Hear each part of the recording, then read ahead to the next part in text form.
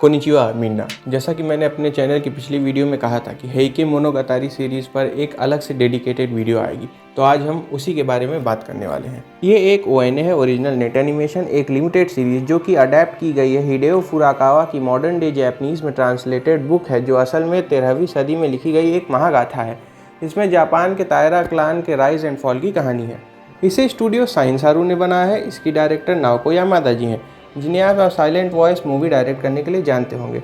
तो आखिर है क्या ये एनीमे? ये एनीमे बात करता है असल में मिनामोतो क्लान और तायरा क्लान के स्ट्रगल के बीच, जो कि 12वीं सदी में गेनपे वॉर के अंत में हुआ था। यह एनीमे आपको उस समय की पॉलिटिक्स और हिस्ट्री के बारे में बताता है एक फैंटास्टिकल वे में। तो यह हेइके की कहानी कंपाइल की गई है एक कलेक्शन ऑफ ओरल स्टोरीज से, जिसे भ्रमण करते मॉन्क्स गाया करते थे बीवा की धुन पर। हेइके के सबसे ज़्यादा पढ़े जाने वाले वर्जन को 1371 में एक अंधे मॉन्क काकुइची द्वारा कंपाइल किया गया था। इसे मेडिएवल जापानीज लिटरेचर की one of the great classics में गिना जाता है।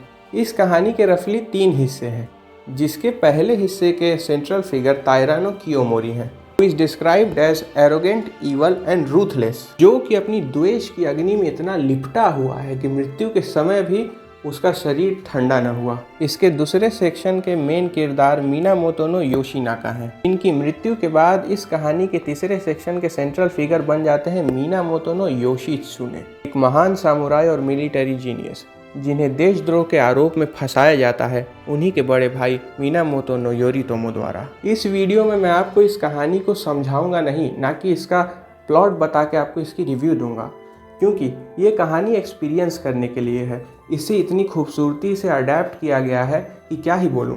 यह वीडियो बनाने का असली मकसद है ताकि आप सभी को ये कहानी जिस समय टेक प्लेस करे उस समय का कुछ आउटलाइन और कुछ कैरेक्टर से आपको अभी फेमिलियर करा दूँ, ताकि आपको इस कहानी को एंजॉय करने में और इसे अप्रिशिएट करने में एक मदद मिल जाए। तो आखिर इस कहानी का मैसेज क्या है? ये कहानी कहना क्या चाहती है? ये कहानी आपको यह बताना चाहती है कि no matter how powerful, glorious and beautiful you are, a day will come when you will fall rot on the surface from which you came from.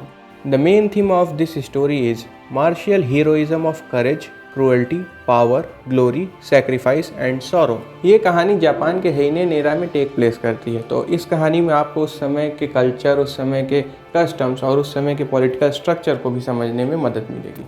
इस एनीमे का एनिमेशन और इसका डायरेक्शन इसकी हाईलाइट है। तो चाहे आप फ्रेमिंग की बात करें या शॉर्ट प्लेसमेंट की, ये anime visual story telling at its peak है। स्टोरी कंप्लीट है इस एनीमे की, सिर्फ 11 एपिसोड है इस पे, और इसमें OST केन्सुगे ओशियो ने दिया है। आपको एक फन फैक्ट बताना चाहूँगा।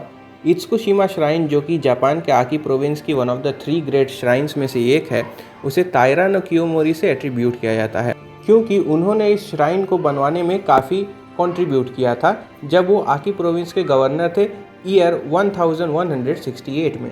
Itsukushima shrine is a Shinto shrine on the island of Itsukushima, popularly known as Miyajima, best known for its floating torii. देखो, टोरी एक ट्रेडिशनल जैपनीज गेट है जिसे कॉमनली शिंतो श्राइन के एंट्रेंस में पाया जाता है, जिसमें मान्यता ये है कि उस गेट को पार करते ही आप भगवान के पावन धाम में प्रवेश करते हैं। मैं यही चाहूँगा कि आप सभी यह एनीमे कम से कम एक बार ज़रूर देखें, क्योंकि यह नॉर्मल एनीमे से थोड़ा अलग है, कुछ हटकर है और आपको कुछ नया दिखाकर, सुनाकर और सिखा कर जाएगा। तो आज के लिए बस इतना ही। फिर मिलूँगा आपसे एक नई वीडियो में, तब तक के लिए धन्यवाद।